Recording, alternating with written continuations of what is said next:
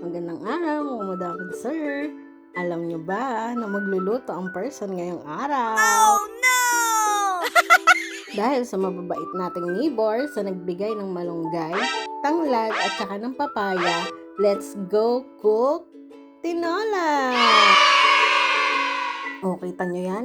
Simula pa lang, hirap na ako. For the hugas agad ng itak, baka mapagalitan ni Marvin. Alam ko ginaganyan yan kasi dati nung nagluluto sila mama, pinapagawa sa amin yan. Kaya ko na yan. Ayan, lumabas na yung katas. Kaya for the hiwa na, let's go! Complete ingredients na malunggay, sibuyas, bawang, luya, tanglad, chicken, and papaya. Kaya pwede na nating start. Kulang pa pala yung kodigo ko. Ayan, complete na talaga ang ingredients. Wala na natin ang pagluluto ng chef nyo, guys. Mag-init daw muna tayo ng mantika sa kawali, sabi doon sa ating kodigo.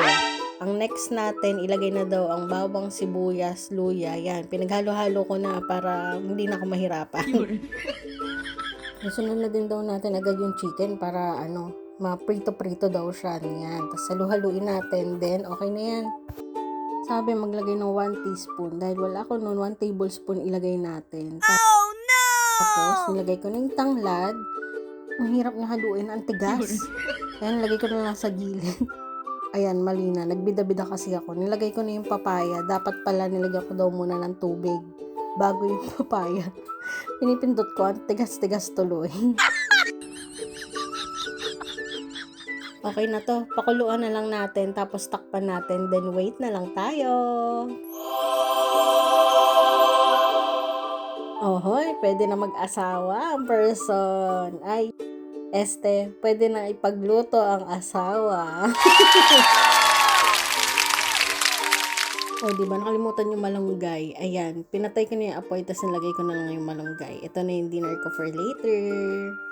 As expected, kaya alam nyo na, may calamansi and sili on the side. Kain tayo!